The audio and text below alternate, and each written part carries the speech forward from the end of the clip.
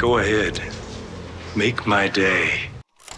Not a single star in Hollywood dares to say what they actually think quite like Clint Eastwood. These are the moments his brutal honesty, quick wit, and fearless attitude left celebrities completely speechless. When you're in a Clint Eastwood movie, you don't even know the camera's rolling, and you just hear over your shoulder, "All right, go ahead." And you just keep doing it until you hear him say, "That's enough of that." I invented a new app. It takes a picture of your face. Would you like to try it? No. Before becoming Hollywood legends, Clint Eastwood and Burt Reynolds were hired and fired on the exact same afternoon. I heard a story, I don't know if it's true. It's true. You and Clint Eastwood both got started around the same time, and that you were both fired from Universal Pictures on the same day. That's true. Why would they fire Clint Eastwood or you? They said, "Clint, you talk too slow. You don't listen to anybody. You just want to do things your own way." And I said, "Why are you firing me?" And they said, "You can't act." Paul Newman. Buddies with Paul Newman? Yeah, I like Paul. He died, and maybe something. Whether they acted alongside him or were directed by him, everyone who worked with Clint Eastwood agreed on one thing. He was among the most disciplined professionals in Hollywood. Robert Patrick is just one of many actors who witnessed this firsthand. I loved Clint. I worked with Clint. He's a great. What did you do? I did this movie called Midnight in the Garden, Good and Evil. I had one big scene in the courtroom. That's great. Yeah, that was a great movie. He was the best director in terms of just like, he would just do your thing, shoot it, and then he'd go, "That was great. Just on this take, just acknowledge the jury." I go, "Do you have anything else?" He goes, "No, how did you feel?" I go, "I felt great." He goes, "All right, you want another one?" And he would even say action, remember? He would just say, he'd just go, "Jack," to Jack Green, his DP, and he'd just do that rolling motion. I love Clint. It was such a great, that was my first real movie. For Robert Patrick, getting Clint Eastwood's direct praise on his delivery was an iconic nod of respect he still treasures to this day. He says to me and Neil, "Yeah, I've never really been able to do those monologues like that. I really admire you guys. Wow. That's not easy. You did a nice job." It was that kind of thing. That's awesome. It was really, really cool. Even Matt Damon, having worked with him on 2 different films, quickly realized that Eastwood refuses to waste a single second on set. I worked with him twice. The first time I was playing a South African rugby player, and that's a really tough accent to do. And I showed up and I'm ready. It's like my chance to work with, one of my heroes. And the very first take, I did it. Meanwhile, I've done this so many thousands of times. I have a number of different ways that I'm thinking of maybe doing the scene. So he goes, "Cut, Brent, move on." And I go, hang on. Boss, I want to do another one. I mean, that was the first one. Like, you want to do it. And he goes, "Why? You want to waste everybody's time?" Oh my God. And I went, "No, I guess we're moving on." He was holding a gun. This was the first time Ellen DeGeneres ever met Clint Eastwood, and she didn't hesitate to pull off this moment live on television. Clint Eastwood, how are you? Yes, I'm fine, darling. How are you? We've never met. I'm a big fan, and I just wanted to say I'm a big fan. Thank you for the headset you gave me a few years ago. No, I did, but you're welcome. That's great. Well, somebody at your company sent it under your name. I told him to. So, So do you have a script for me? no, I don't. I just wanted to say hi. You're getting me jealous because I saw you gave Marty a script. No, it's more important, actually. I want to take a picture from my space. Do you mind if I get a picture with you? Can somebody take this? Oh, Steven Spielberg. Actually, yeah. Can I get Steven? Make sure we're both in, Steven. It's great. Okay. Can I just see it? Make it more even on both sides. If there was one person who had the guts to roast Clint Eastwood right to his face, it was Don Rickles. I must say, I'm here to honor Merv Griffin. Merv has been a dear friend of mine, and I love his hotel. I want to say, those of you that ate the fish, you will die. Clint, I say with due respect, 28 years ago we did Kelly's Heroes, and I haven't heard from you since. Clint, I say it, nobody else has said it, and I say it from my heart. You're a lousy actor.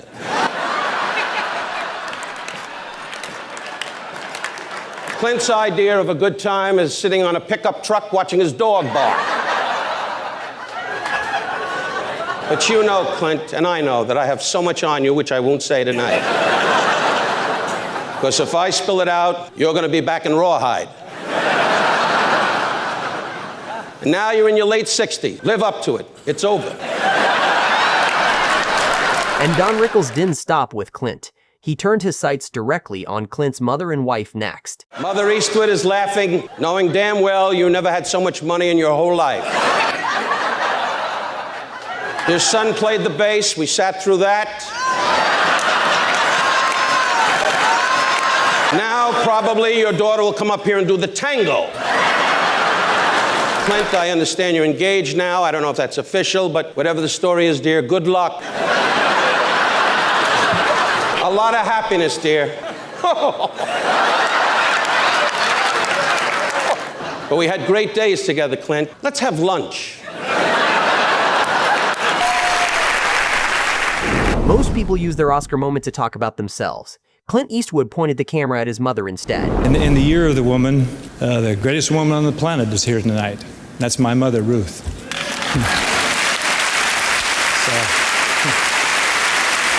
My mother, who was here with me in 1993, she was only 84 then, but she's here with me again tonight, and she just... Other directors just give their sons the role, but Clint made Scott earn it with 0 easy ways in. Your father, of course, Clint Eastwood. And Who again? Clint. His name's Clint Eastwood. Oh, yeah. Yeah, that guy. And what's interesting to me is that I learned that you have to audition for his movie. Seems weird to me because you'd think he'd know what you can do, what you can't do. No, no, he does not. Here's the thing, he's put me in a few movies and I've auditioned for a lot and haven't got a lot. I don't think he likes me in his movies. And then Gran Torino came around where he was talking to me. It was just like this little role. Call me a pussy and So he gave me that role. On the day we were shooting it, there was a lot of stuff that came out that wasn't on the script there. Oh, I got a part for the kid. The part where I chew out that punk. Emily, how's Dad? Dad's good. What would surprise us to know about your dad? Any fun fact that you could share with us? Like, any punishments he gave you as a kid, or? Because I'd be terrified if he was my dad. I'd be. You should be. He'll take you down with a look. He will take you right down. When Clint Eastwood directed his film about a real-life train attack, he took a crazy gamble, trying to recreate the entire event using the actual people who did it. I want to talk about this movie because it's so, first of all, it's a great story. Those who don't know the story, these 3 young Americans were in Paris or overseas in Europe, and they stopped this terrorist who had a gun on a train, and they were hailed as heroes. You decided to make a movie about this, starring the actual guys instead of replacing them. When did you make the decision to cast the actual guys in the movie? Well, that came after I was talking about the film. They just have a book out on it. And when I was talking about how this happened, I was asking questions much like you are now. I just looked at him and I said, I don't know if I can find guys with the same faces and the same enthusiasm. Did you consider casting the actual terrorist in the movie as well? You know, that the French put their foot down on that. They did, yeah. Everyone assumes Clint Eastwood is this dead serious, old-school guy who never cracks a joke. But in reality, it's completely the opposite. Meeting Clint was cool. You know, he was great because I came in, I was basically unknown. You know, I went into an office and they said, do something crazy, insane, like a crazy rock star. Just went nuts and spit into the camera lens and did all kinds of weird contortions. And Clint Eastwood said later on, he said, you know, I still show people that tape. And I used to do this thing, post-nuclear Elvis, where it was an Elvis mutation, and he had short little arms. And now when I see him at these, you know, big functions, he looks at me and he goes. Things got hilarious right off the bat when Jimmy Kimmel handed him a trophy leading to some of Clint's funniest moments on the show. Got another trophy for your collection, I see. This is one that nobody else has. Did you watch the Super Bowl yesterday? I did watch it. Who'd you watch with? Crystal, just whispering in my ear. You make nachos or chicken wings or anything like that? None of that crap. Clint keeps the funny moments rolling with James Lipton, starting with a dark tombstone joke that leads straight into an unbelievable phone call. I think I saw some familiar names on the tombstones in the cemetery. You might have. One was Donald Siegel. Oh, Don Siegel, did I put him in there? Don Siegel, and the other was S. Leone. Paying was debts? having a little fun with those Paying guys. I debts? wasn't wishing anything on them.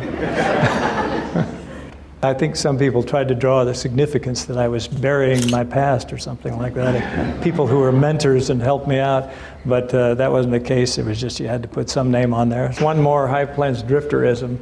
It's kind of funny, but I was doing Unforgiven, and I wanted Richard Harris to play the character of English Bob in the movie. And I called his house. He comes on. He goes, "Is this Bob?" Joe, because the irony was he was downstairs in the TV room watching High Plains Drifter on television. The laughs don't stop there. On a totally different night with Jimmy Fallon, Clint drops another hilarious moment that caught everyone by surprise. Probably one of the toughest guys I've ever met. Well, that's because I haven't met Molly Shannon personally. Yeah, she's tough she too. Can Yeah, kick, she can stretch, and she's 50. She can kill. Oh, Molly's gonna go nuts. Yeah. Oh, absolutely. Dude, Molly's gonna go nuts. She's freaking out right now. Press the blue button. This is an awful picture, though. No, this is great. Well, pick it up higher. You got to learn how to do a selfie. Yeah. There you go. Yeah. I see. No, it's better down here. It's better. You brought me a present of a trash can. Yes. And put it in my office. Yes. And you took it back about an hour later. Yeah, well, it wasn't mine. It was from someone else's office. I know. So. I bet everyone wants to know what Clint Eastwood actually drives. What does Clint Eastwood drive? Do you have? Can I guess what you drive? Because I think people would guess that you drive like a muscle car. I think you drive a truck. I could drive a truck. What do you drive? I drive a Typhoon, a GMC Typhoon. It was made, it's out of print. Dude, we had just one guy who was like, yes. What happened to the car in Gran Torino? I have it. You got to keep it? Nice. Yeah. Do you take it Gotta out? keep a souvenir. Yeah. Do you take it out? No, it's in the car museum on the Warner Brothers lot. Oh, nice. They have Batmobiles and all these kind of cars from different films. And that's in there too. I bet almost nobody knows this story. Long before Hollywood, Clint Eastwood barely survived a near fatal disaster that almost ended his life. Here's his son revealing what really happened. My dad, he was in a plane crash in his early 20s, and it was off San Francisco, and he had to swim like a couple miles in that water to survive. Yeah. Holy shit, he crashed into the water? Wow, so your dad had to swim 2 miles? Yeah, something like that. Maybe more. Could have been more. But what happened was he was in the Army. It was right around the time the Korean War was starting. And he was in there doing a routine flight or something. And they had to crash land in the ocean. Whoa. It was getting night. I believed the pilot died, but the other guy he was with survived. They were swimming to shore, and they got split up because it was getting dark at night. Whoa. And so then now they're swimming alone, and anyone who knows, San Francisco. There's another side to Clint Eastwood that even his biggest fans completely miss. It must have been very hard for you to say those kinds of things and act that way. Did you just hug everyone after every take? No, it wasn't hard. Once you get past 70, what can they do to you? Yeah. I played a romantic kind of guy, which is really more like me than all those other characters. Yeah. They're laughing at you, but you're being serious. I'm being serious. You are being serious. But people think of you as a bad guy, like a mean guy. Yeah. You do that very well, though. Thank you. Yeah. Clint Eastwood made those tiny cigars look iconic in his westerns. What were those cigars that you smoked? Called Virginia, and they were cigars about that long. They were huge, I cut them in pieces. Oh, so they were a foot long. Yeah, they were made in Italy. What did you say your name was again?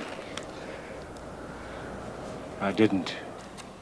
No, I guess you didn't at that, did you? You smoked one, really smoked one for a long period of time. You probably wouldn't show up for work. You'd turn green? Yeah. Didn't hear what the bet was.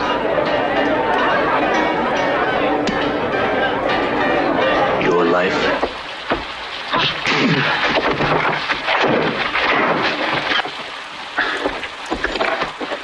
Alive or dead, it's your choice. Ellen DeGeneres brings out a totally different side of Clint, diving into his unexpected passion for animals. Clint is a huge animal lover, and there are these squirrels on the lot that are so tame, and he feeds them, and they go into his office. Right, Christina in my office feeds it. The guy, he's coming over. That's so cute. Yeah. Look at it, grabbing as many as it can. He's evidently taking these, stashing them for some bad day. So, did I hear that you sit outside sometimes and share a sandwich with it? It'll come up next to you? Yeah, he'll come up and sit next if you leave something there, a little peanut. But one of the things that I love is how many animals that you've rescued. And I was looking at some of the pictures I want to show everybody. And is this in Carmel where you keep them? Is that where? Yes. And you have, here's a potbelly pig. Penelope was once about that big, just a little tiny thing. And then she grew to this big thing now. And that's Augie. He's a rabbit, and he's my pal. He kind of follows me around all the time. So he's cool. Paco, she's been with me for about 30 years. And that's Barry, he's new. Every time the vet calls up and said they want to get rid of some animal, Dina, she says, oh, well, just bring him over for a test drive. So she brings him over, and of course, you can't say she no. Said, we can't let go of him now. He's family. What do you have now? A desert tortoise that's about the size of this table, weighs about 80 pounds. So That's he kind of goes exactly where he wants to. How old is that? They live to be like 200. They live, well, let's say that I won't be burying him. Right. Where did you find a tortoise? Just wandering around, or did you rescue? There's a lady who raises them up there. So she had this one that was eating his way out of the building. So right. She decided I should have him. And is that parrot just rides around on the tortoise's back? That parrot's been with me for 35 years. That's my old. When asked what he'd be doing if acting failed, Clint Eastwood's answer revealed a past nobody expected. If you didn't become an actor, what would you have done? I don't know. You never know. But, fate takes you in different directions sometimes. I became an actor by accident. I was going to Los Angeles City College, and some friend of mine said, I'm going to an acting class this evening. Would you like to go? I said, no, I don't think so. He says, a lot of pretty women there. And I said, okay. I just enjoy working. I think I've been lucky enough to work in a career that I've enjoyed, a job that I've enjoyed. And a lot of people can't say that. When Clint Eastwood was on the Ellen DeGeneres show, they put a picture of him side by side with his son Scott at the exact same age. You had to work out right out in front of your bungalow. We found this picture of you. And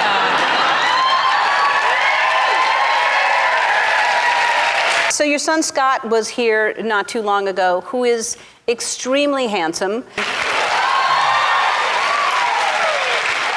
Not my son. It could be you. Look at the pictures of you when you were that age. Look at that.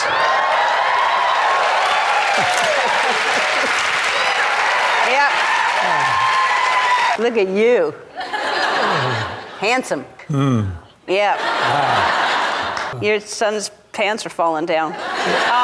Yeah, they are. Yeah. It's a different style in those days. Yeah. Back in the 70s, Clint Eastwood walked right up to David Letterman in a dark comedy club and asked him a question Dave never forgot. He and I met years and years ago, and I'm not sure if he remembers this. From the look on his face, he doesn't. Yeah. I was doing stand-up comedy. I'm still working on the tie part. Oh, it's a, it's a... But I know you got the gym socks, so you still got the gym socks.